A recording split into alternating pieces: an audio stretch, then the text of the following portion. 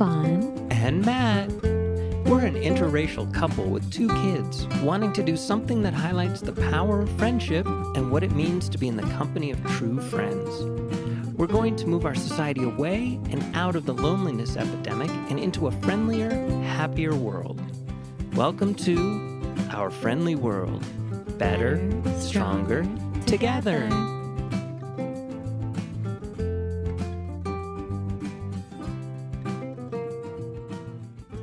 Love you, sweet pea. Love you, baby. Love is winning. Love is winning. Hello. Welcome back, everybody. Welcome to our friendly world. Welcome to our friendly world. That is correct. All right. I was gonna say I made a new friend, yay! But I don't know if I should say I should say I made a new friend. How about met? I met a new friend. A new friend came into my life at a time where, just like how angels show up, perfect timing. Okay, so it all happened because it was a very stressful week. Like things have always been stressful, but I was overwhelmed. This week, what we're talking about in this episode, by the way, is of course friendship, but it also relates to business. And we've always called it, not always, but like, I don't know, how many years ago, Matt? Like 15 years ago? Started calling it sacred commerce. And we found somebody else refer to it the same way. Yeah, there was a vegan restaurant that does that. So sacred commerce, sacred friend. And the person that I met that I want to introduce you guys to, I really think that this person is just so beautiful. And if I can do anything to promote this person and what he's doing, I'd like to do so right now. So a big thank you, a big introduction to our friend Gabe Fletcher. His podcast is Talkin Paint Podcast. Gabe, thank you so much. Okay, so what happened was, and the reason why I want to bring it back to sacred commerce is I learned so much as a photographer, as a professional photographer.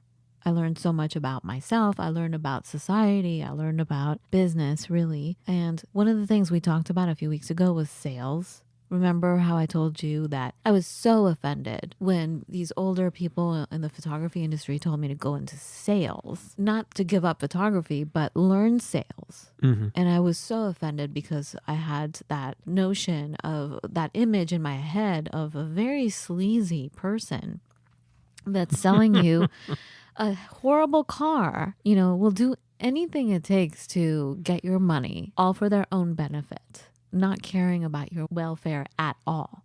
So that was my idea. That's why I was offended. I'm like, you want me to become like that for my photography? I'm trying to do humanitarian kind of work with photography. Like, you want me to become that? I didn't get it. I didn't get it until I came across the art world, the inner layers of the art world, and noticed how corrupt they truly are and how useless it is to use them. Basically, like, they profit off of you as an artist. If you do ever get taken on by these people, it's a one-time transaction for you. Meanwhile, other people will make money off of you, and you've lost that. You're out of the picture. That's just one little bit of it. I'm very, very against the whole art world now. Have been for a long time. And what I'm trying to say is that I've had so many jobs and I've had so many experiences and so much disappointment I have felt looking at people and the way they behave and the way they speak to each other, the way they treat the world. Like, there's no care. It's just, the term in America is dog eat dog. I really don't understand what that means. Like, why would you pick that term? Dogs are so lovely. They can be, and they can also be very vicious. But they don't eat each other. I think humans are the only animals that kill others for fun. Other animals for fun. Anyway, that's another subject. So back to Gabe. I was in a PodFest meeting, which I have been away from for a few months now, just because it's hard to be a part of meetings anymore. I can't go on to Zoom calls anymore the way I used to. Anyway, I finally got on and I missed all these people so much because what I noticed from the podcast field and also the voice acting field they're quite similar in that there's no sense of aggressive competition or really any kind of competition. There is such a loving community. The atmosphere is such that everyone is truly like wanting to help other people out.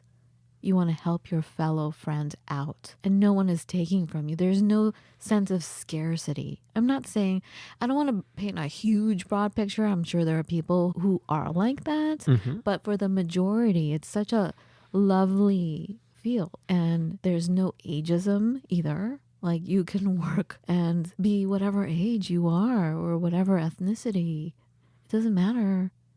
Not that it should matter. But I'm saying it's all open and loving.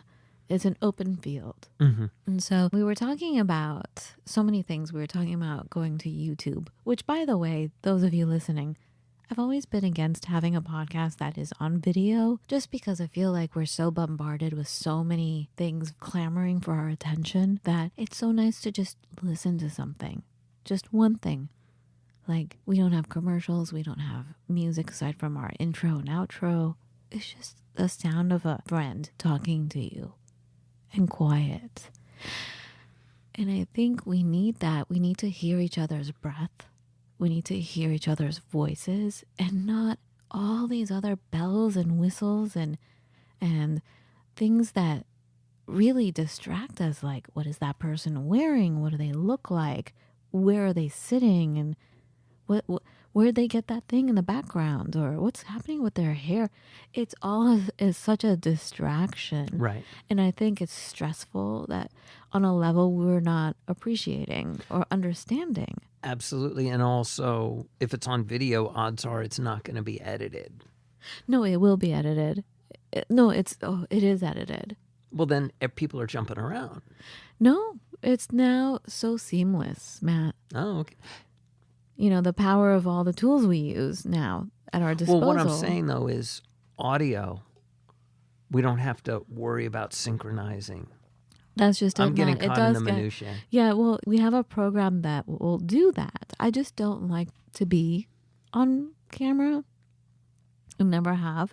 That's why I was a photographer. I wanted to be behind the camera because if ever anyone photographed me, I looked like Shrek, like horrible. And people are like, oh, you look good. I'm like, you think that looks good? What do you think I look like? Like, you caught me in some dimension that is not me. That is not how I see myself. That is not who I am. You know what I'm saying? It's not my vibration even. And so I've always wanted to photograph people because I understand people not caring and not being sensitive enough to know when I'm photographing this person, how am I photographing them? In what light am I photographing them? And I'm not just talking about physical light either. I'm talking about in all ways, holistically, how am I portraying this scene, this person, this personality, this spirit, right?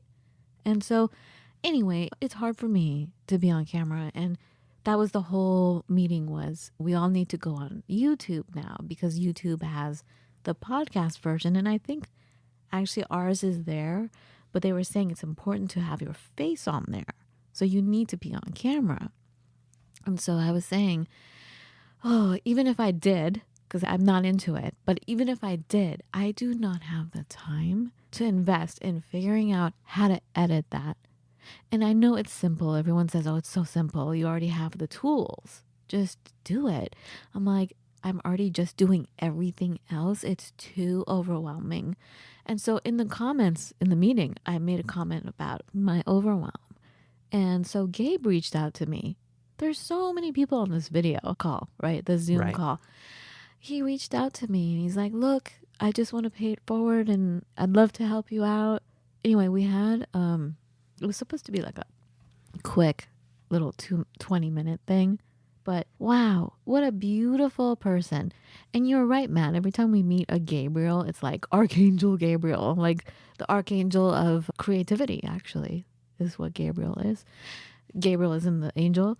Anyway, so we spoke for such a long time. And I was so impressed by everything he was doing. And although I'm not a car person, Matt loves cars. Everything he was talking about his industry, and I started listening to his podcast, and I love it.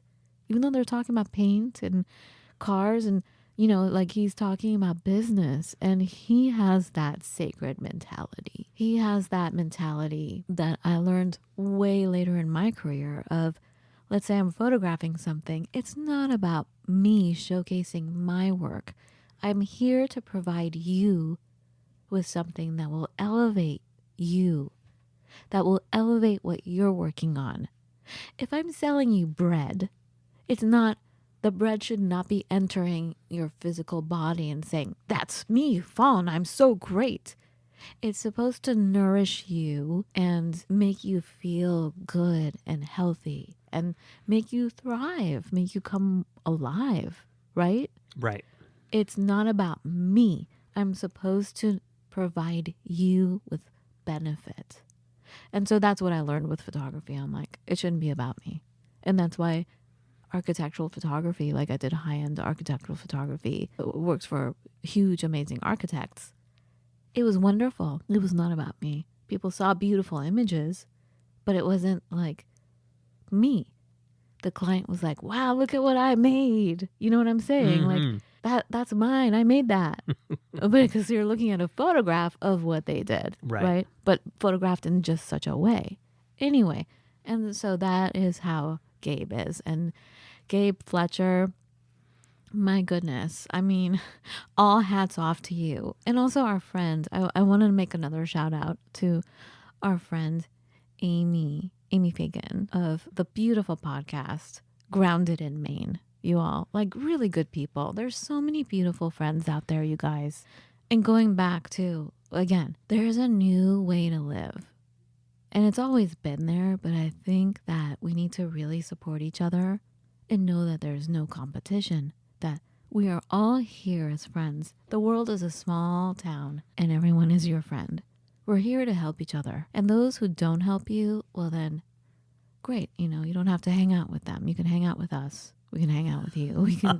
We can do amazing things together. Right. A small amount of support. I mean, Gabe got on the phone, on Zoom with me within the first 30 seconds. I was crying because he offered such kindness in just the way he asked how I was doing. That was so sincere. Mm-hmm.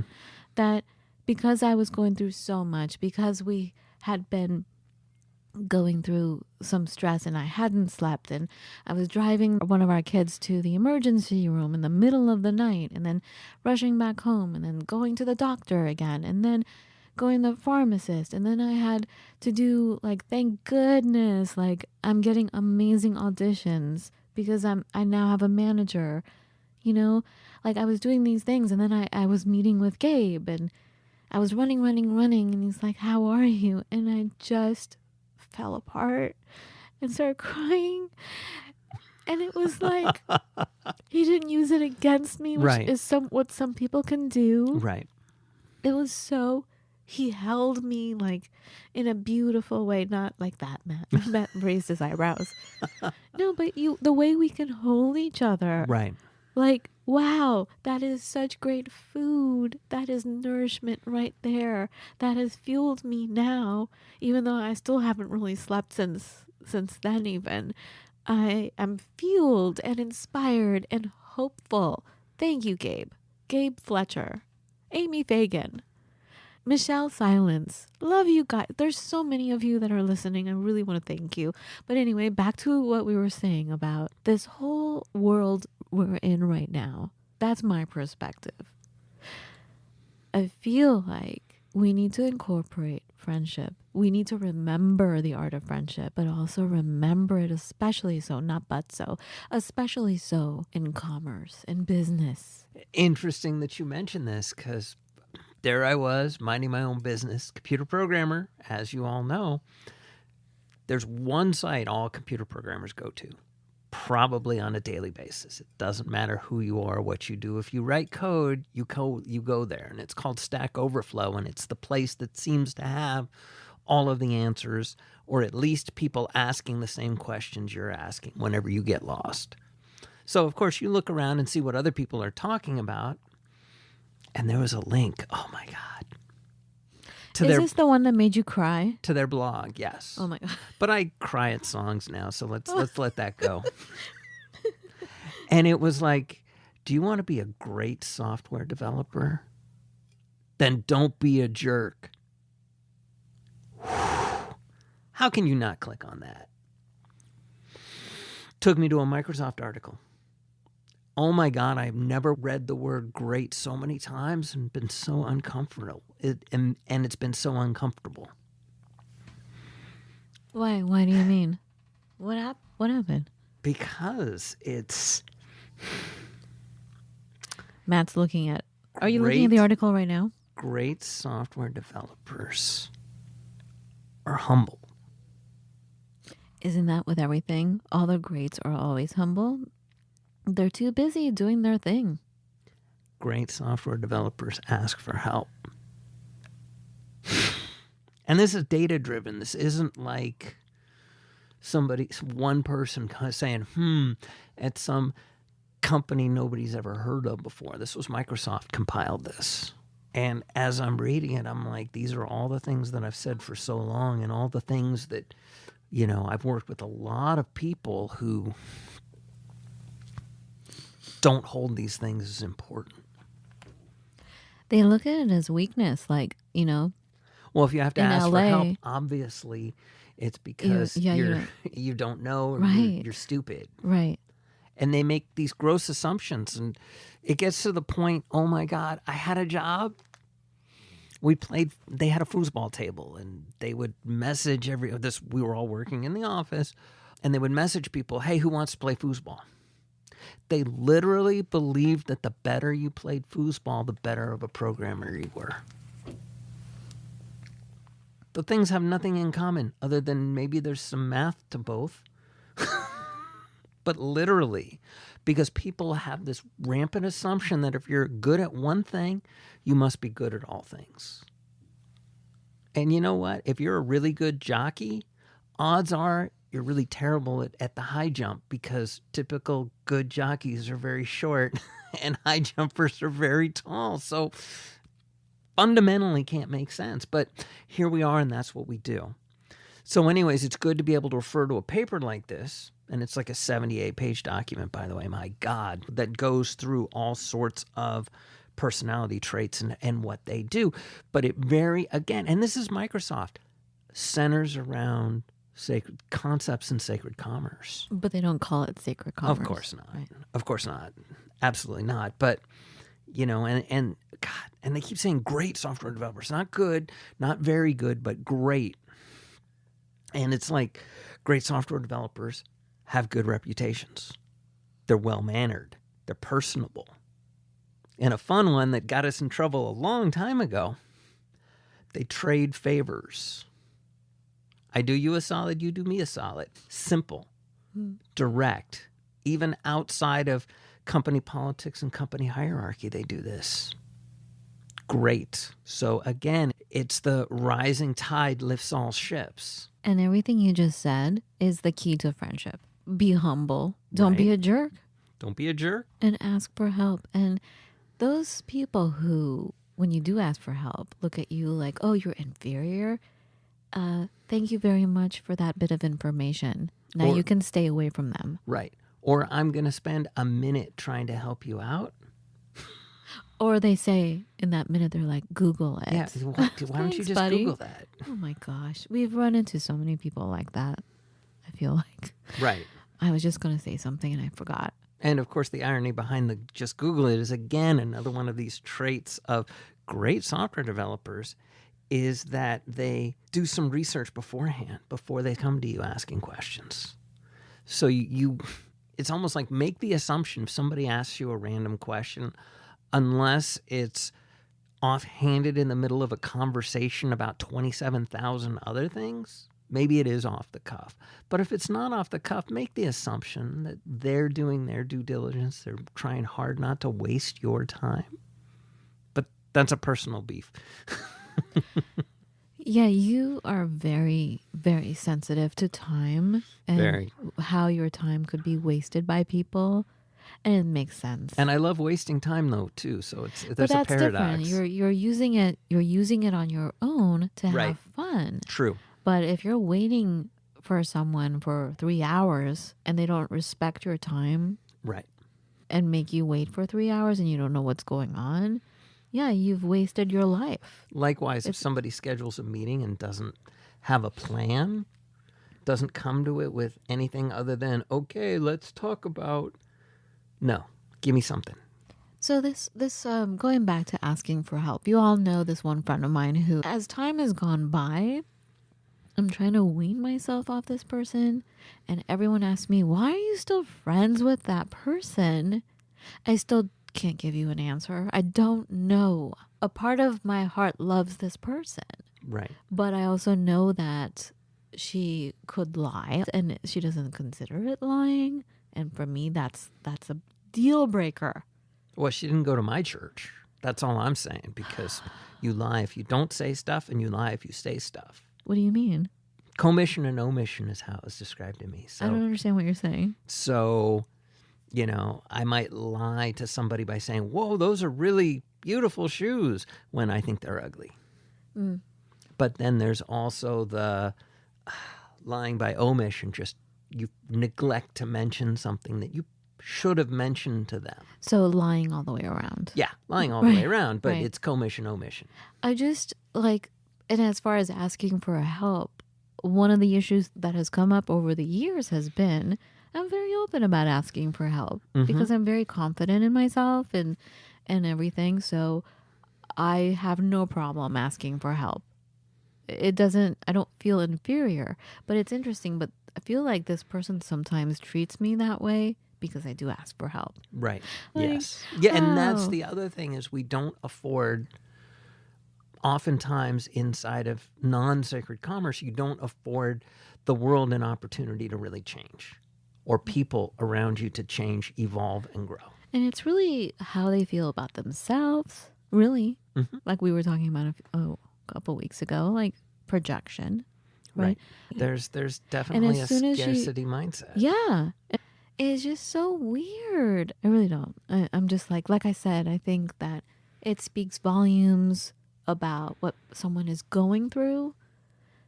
What I'm saying is, I have not, I'm going to knock on wood, experienced that with the podcasting community or the voice acting community. It is so lovely.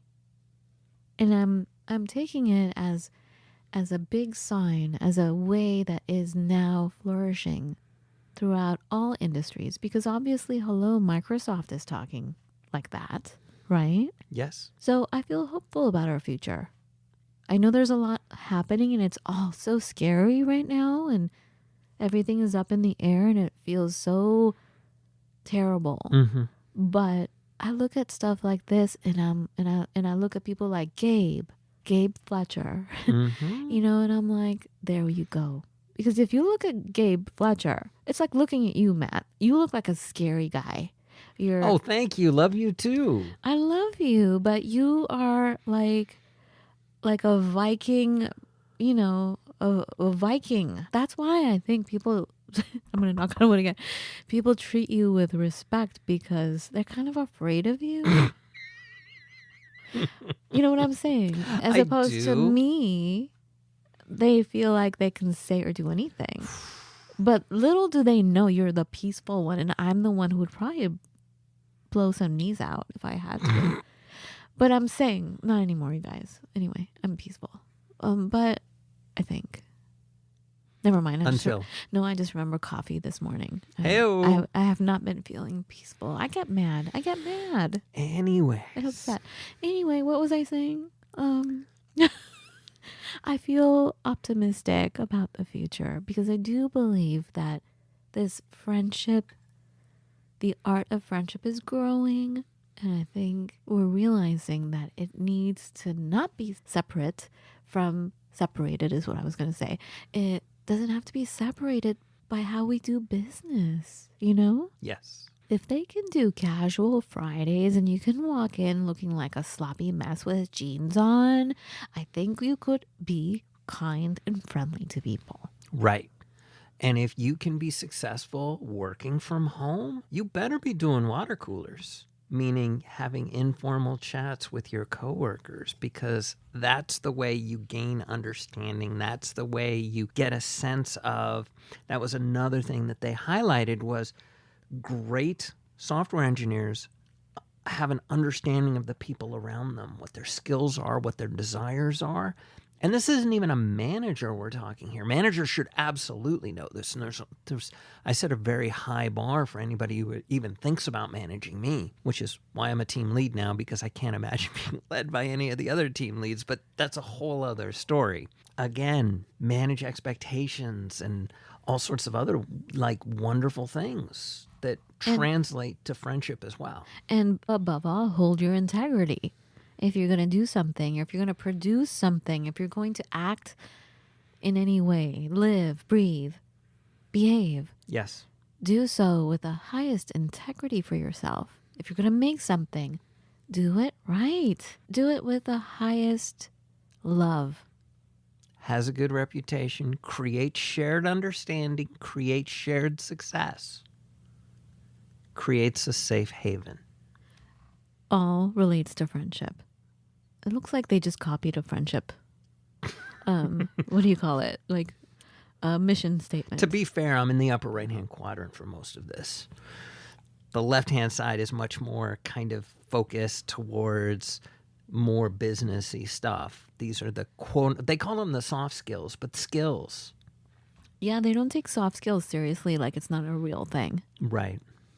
Yeah, I had to give a review of a developer, and he was very technically very good. Mm-hmm. But I was like, you already know technically you're good.